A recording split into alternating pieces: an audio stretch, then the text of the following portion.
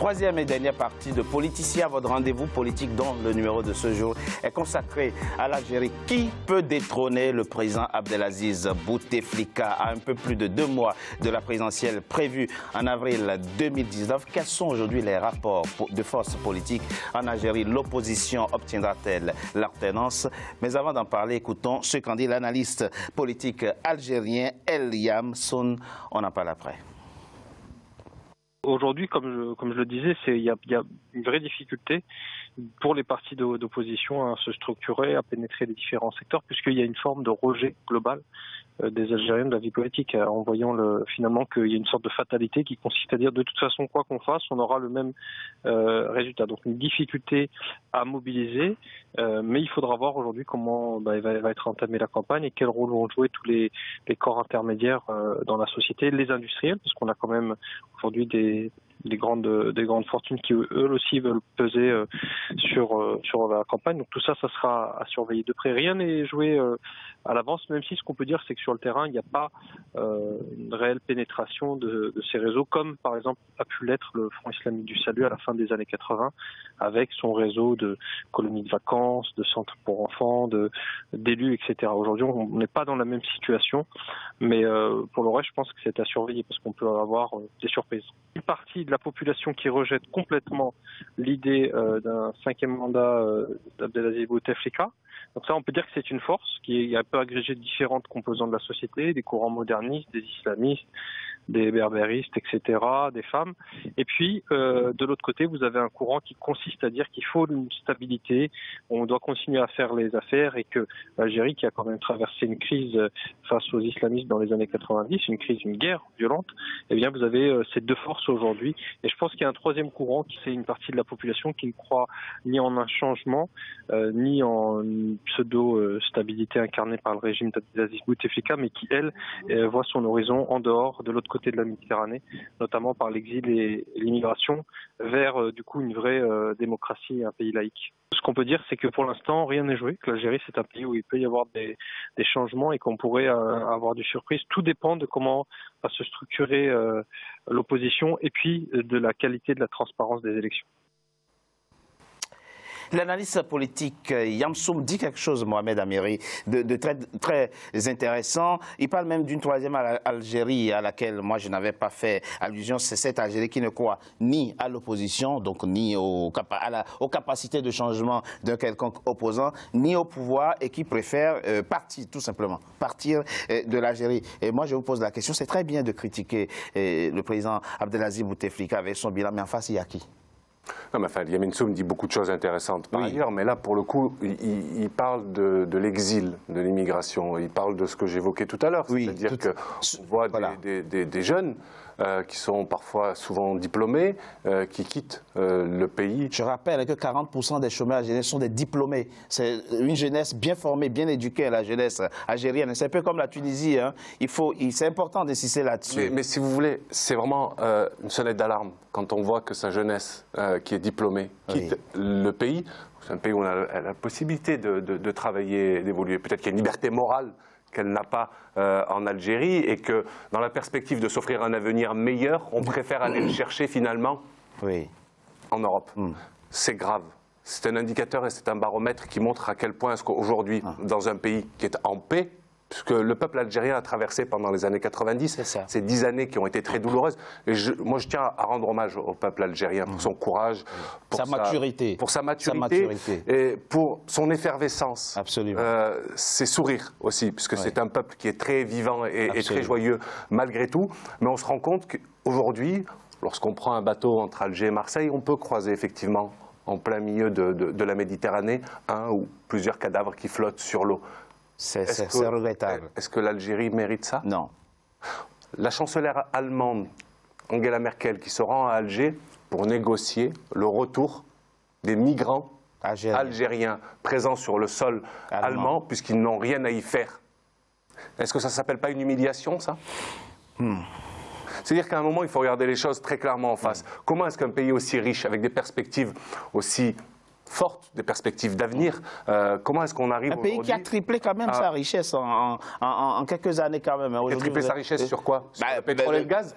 C'est-à-dire que sur la rentrée de réserves de change. Si vous voulez, si on ne développe pas le service, si on ne développe pas la manufacture, si on ne développe pas l'industrie. Je vais prendre un exemple très simple. On prend l'autoroute Est-Ouest, entre la frontière marocaine et la frontière tunisienne. On n'avait pas une filière BTP qui était suffisamment développée pour absorber cette construction-là. Ce qui fait qu'on a été obligé de tout importer, que ce soit les matériaux, que ce soit les employés, que ce soit les maîtres d'œuvre, etc., etc. Du coup, on s'est retrouvé... Non, mais ça, c'est très important parce que on investit autant la question, c'est, vous voulez une nouvelle dynamique pour votre pays, et vous avez raison de le vouloir. Qui incarne aujourd'hui cette nouvelle dynamique en face du président Bouteflika? C'est la question. Vous dire aujourd'hui qui incarne cette nouvelle dynamique, je pense que je pourrais vous le dire aujourd'hui, pour les prochaines élections, non pas de 2019, mais celle de 2022, parce que ça se prépare. D'accord. Une alternance. 2022, c'est ça, c'est tous les 4 ans. Donc on sera en 2021 peut-être, ou 22, enfin, je ne sais pas où. Enfin bref, j'ai du mal à calculer, mais toujours est-il que ça se prépare longtemps avant. C'est-à-dire aujourd'hui, on ne va pas sortir du chapeau. Celle-ci, l'opposition ne l'a pas préparée du tout. Non, mais là, aujourd'hui, celle-ci, ça y est, elle est finie, elle est gagnée d'avance. Cette élection-là, le FLN ou la coalition, pour moi, elle est perdue d'avance. Pour l'opposition. Elle est perdue d'avance pour l'Algérie, d'une certaine manière. L'Algérie c'est intéressant, ça. Oui, l'Algérie doit aujourd'hui, je vais juste terminer, doit aujourd'hui rencontrer un dynamisme qui va la projeter vers les années 2020 et 2030. Si ce n'est pas le cas aujourd'hui, l'Algérie, malheureusement, je crois, risque de se paupériser et de se retrouver encore et toujours à voir ces jeunes diplômés fuir le pays. Parce qu'elle fuit le pays, cette jeunesse-là. Et ça, c'est pas acceptable. Avant de venir à vous très rapidement, Monsieur Alain Jules Méné, dit Mohamed Amiri, c'est très intéressant, il parle d'une nouvelle dynamique, il faut libérer les énergies. Le Premier ministre algérien a dit il y a quelques jours que le président Abdelaziz Bouteflika, en tout cas le candidat Abdelaziz Bouteflika n'a même plus besoin de faire campagne, que les Algériens le connaissent déjà. Or, on sait qu'une campagne électorale, c'est la rencontre entre un peuple et un homme qui propose une offre politique. Voyez, ça veut dire quoi? Si on interprète ce qu'a dit le Premier ministre, ça veut dire qu'il n'y a pas de nouvelles propositions pour que le président se sente obligé d'aller à la rencontre du peuple. Il n'y a pas une nouvelle dynamique, il n'y a pas une possibilité de libérer de nouvelles énergies alors que le pays en a besoin. Ben écoutez, il suffit de se rendre dans tous les wilayas pour constater que l'alliance présidentielle est tellement bien installée. Et effectivement, je suis d'accord avec monsieur parce que il n'y a pas aujourd'hui une force qui peut déboulonner cette alliance présidentielle-là. Bon, à partir de là, l'analyse a dit l'opposition a du mal à mobiliser. Exactement, c'est pour cela que je dis que... Mais ça vient d'où, ça, cette difficulté de l'opposition à mobiliser les Algériens? Simplement parce que, là peut-être je le rejoins, le pouvoir a phagocyté tout. C'est-à-dire que sur le plan politique, par conséquent, l'opposition n'arrive pas à s'exprimer. Mais le problème aussi, c'est pas forcément le fait qu'on dit que tout est verrouillé. Mais quelle est la force de proposition de cette opposition-là? Parce que c'est ça qu'il faut aussi voir. Parce que si on fait campagne, voilà, si depuis 4 ans, pratiquement, non, on va dire pas 4 ans, depuis peut-être 3 ans, toute l'opposition algérienne se focalise sur l'homme, Bouteflika, sans rien apporter de nouveau, sans rien dire au niveau des perspectives, ça ne peut pas avancer. Alors c'est toujours Bouteflika doit partir. C'est pas un programme politique. Oui. Par conséquent, le départ d'un président, voilà, c'est pas un programme politique. Effectivement. Si encore, moi par exemple, j'ai une suggestion avant de terminer. Quand on regarde l'Algérie, j'ai étudié l'économie algérienne. Et aujourd'hui, l'économie algérienne, il faut qu'on booste le tourisme. Qui 188 milliards de dollars de PIB. Voilà. Donc, le tourisme, par exemple, si un candidat de l'opposition venait à dire que voilà, je vais axer le développement algérien sur le tourisme, par exemple, et là, bien sûr, il faut la paix. Bien évidemment, Bouteflika l'a apporté, malgré l'armée. Il a insisté sur le fait que c'est l'armée. Non, c'est le président qui incarne la politique de l'armée, c'est le président qui impulse tout. Heureusement, donc voilà. Je suis fier du continent, il faut le dire. Le tourisme, c'est pas ce qui va sauver l'Algérie. Je peux prendre la parole? Ça peut. Oui. C'est juste pour... Allez-y, très rapide. Je partage l'analyse de notre ami, mais une chose est certaine.